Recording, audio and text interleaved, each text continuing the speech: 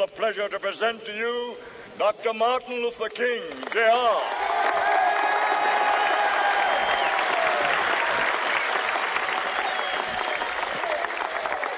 I am happy to join with you today in what will go down in history as the greatest demonstration for freedom in the history of our nation.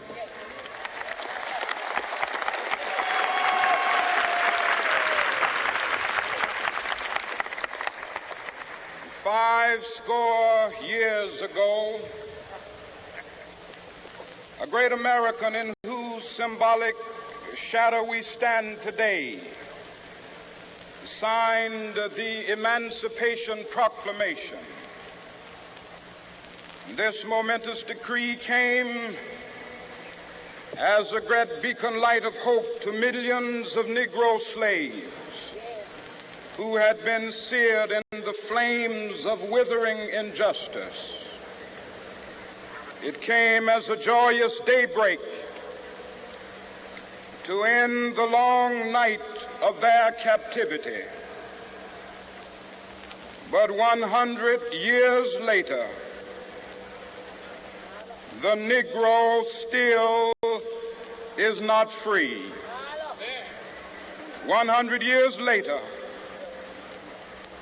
the life of the Negro is still sadly crippled by the manacles of segregation and the chains of discrimination. 100 years later, the Negro lives on a lonely island of poverty in the midst of a vast ocean of material prosperity. 100 years later, the Negro is still languished in the corners of American society and finds himself in exile in his own land. And so we've come here today to dramatize a shameful condition. In a sense, we've come to our nation's capital to cash a check. When the architects of our republic wrote the magnificent words of the Constitution and the Declaration of Independence, they were signing a promissory note to which every American was to fall heir. This note was a promise that all men, yes, black men as well as white men, would be guaranteed the unalienable rights of life, liberty, and the pursuit of happiness. It is obvious today that America has defaulted on this promissory note insofar as her citizens of color are concerned. Instead of honoring this sacred obligation, America has given the Negro people a bad check, a check which has come back marked insufficient funds.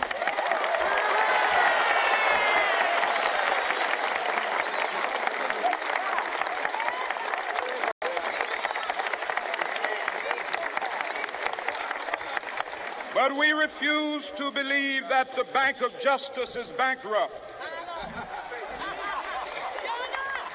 We refuse to believe that there are insufficient funds in the great vaults of opportunity of this nation. And so we've come to cash this check, a check that will give us upon demand the riches of freedom and the security of justice.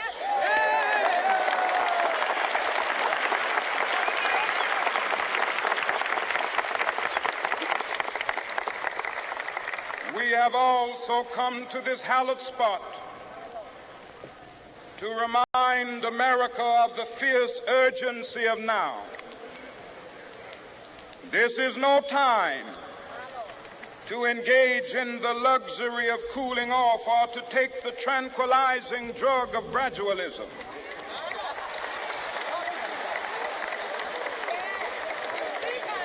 Now is the time to make real the promises of democracy.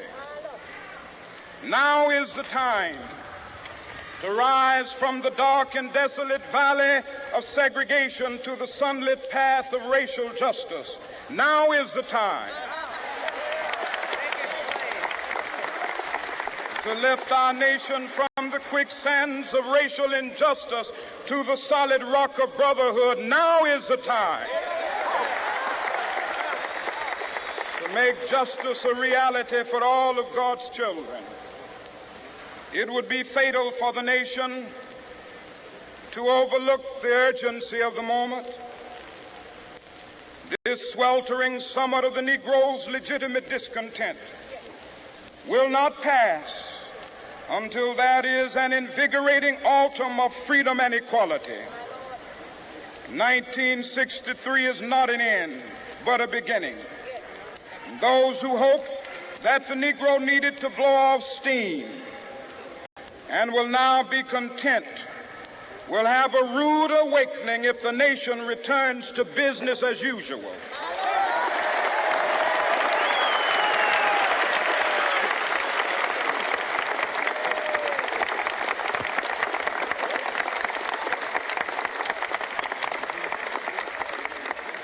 There will be neither rest nor tranquility in America until the Negro is granted his citizenship rights.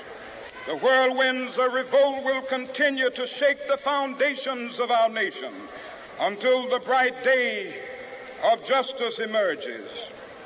But that is something that I must say to my people who stand on the warm threshold which leads into the palace of justice. In the process of gaining our rightful place, we must not be guilty of wrongful deeds. Let us not seek to satisfy our thirst for freedom by drinking from the cup of bitterness and hatred.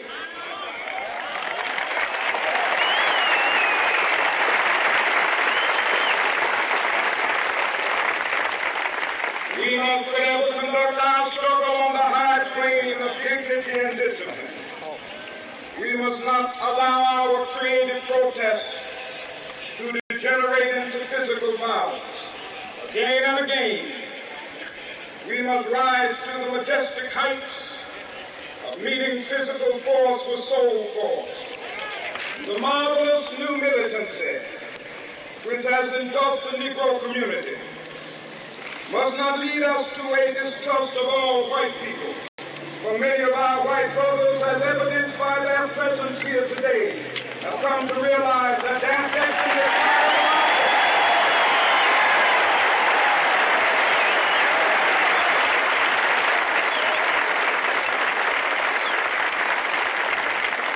they have come to realize that their freedom is inextricably bound to our freedom. We cannot walk alone.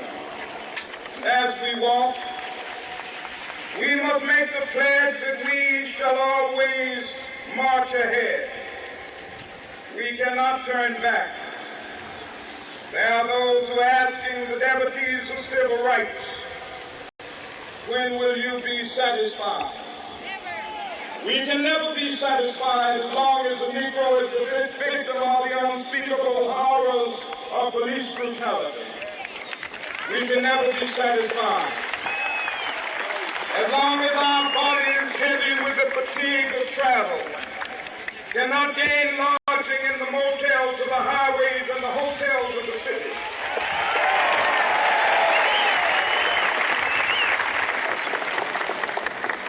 We cannot be satisfied as long as a Negro in Mississippi cannot vote and a Negro in New York believes he has nothing for which to vote.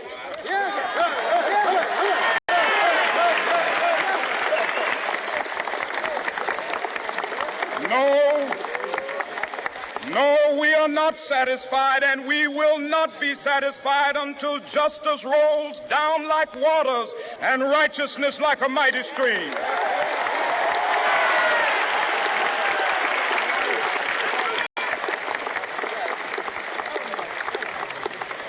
I am not unmindful that some of you have come here out of great trials and tribulations. Some of you have come fresh from narrow jail cells. Some of you have come from areas where your quest for freedom left you battered by the storms of persecution and staggered by the winds of police brutality. You have been the veterans of creative suffering. Continue to work with the faith that unearned suffering is redemptive. Go back to Mississippi. Go back to Alabama. Go back to South Carolina. Go back to Georgia. Go back to Louisiana. Go back to the slums and ghettos of our northern cities, knowing that somehow this situation can and will be changed. Let us not wallow in the valley of despair. I say to you today, my friends,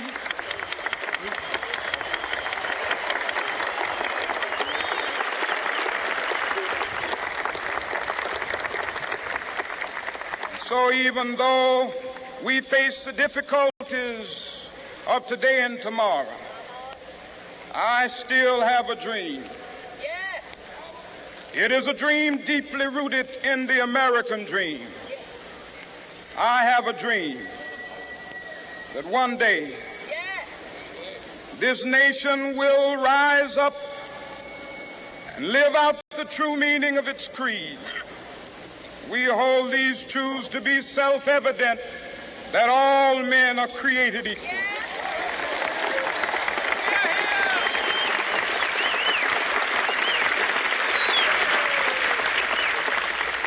I have a dream that one day on the red hills of Georgia, the sons of former slaves and the sons of former slave owners will be able to sit down together at the table of brotherhood.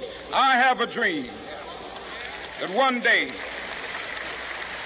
even the state of Mississippi, a state sweltering with the heat of injustice, sweltering with the heat of oppression, will be transformed into an oasis of freedom and justice. I have a dream that my 4 little children will one day live in a nation where they will not be judged by the color of their skin, but by the content of their character. I have a dream today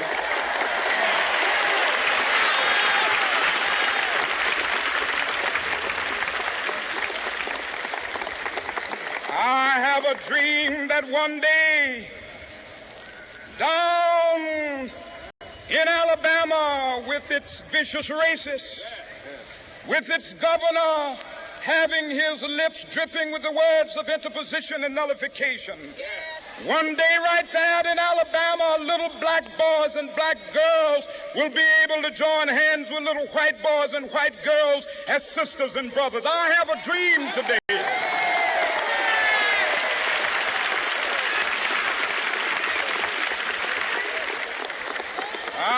a dream that one day every valley shall be exalted, and every hill and mountain shall be made low. The rough places will be made plain, and the crooked places will be made straight, and the glory of the Lord shall be revealed, and all flesh shall see it together. This is our hope. This is a faith that I go back to the South with. With this faith, we will be able to hew out of the mountain of despair a stone of hope. With this faith, we will be able to transform the jangling discords of our nation into a beautiful symphony of brotherhood. With this faith, we will be able to work together, to pray together, to struggle together, to go to jail together, to stand up for freedom together, knowing that we will be free one day. This will be the day. This will be the day when all of God's children will be able to sing with new meaning, "My country, tears of thee. Sweet land of liberty, of thee I sing. Land where my fathers died, land of the pilgrim's pride. From every mountainside, let freedom ring. And if America is to be a great nation, this must become true. And so let freedom ring from the prodigious hilltops of New Hampshire. Let freedom ring from the mighty mountains of New York. Let freedom ring from the heightening Alleghenies of Pennsylvania. Let freedom ring from the snow-capped Rockies of Colorado. Let freedom ring from the curvaceous slopes of California. But not only that, let freedom ring from Stone Mountain of Georgia. Let freedom ring from Lookout Mountain of Tennessee. Let freedom ring from every hill and molehill of Mississippi, from every mountainside. Let freedom ring, and when this happens, when we allow freedom ring, when we let it ring from every village and every hamlet, from every state and every city, we will be able to speed up that day when all of God's children, black men and white men, Jews and Gentiles, Protestants and Catholics, will be able to join hands and sing in the words of the old Negro spiritual, free at last, free at last. Thank God Almighty, we are free at last.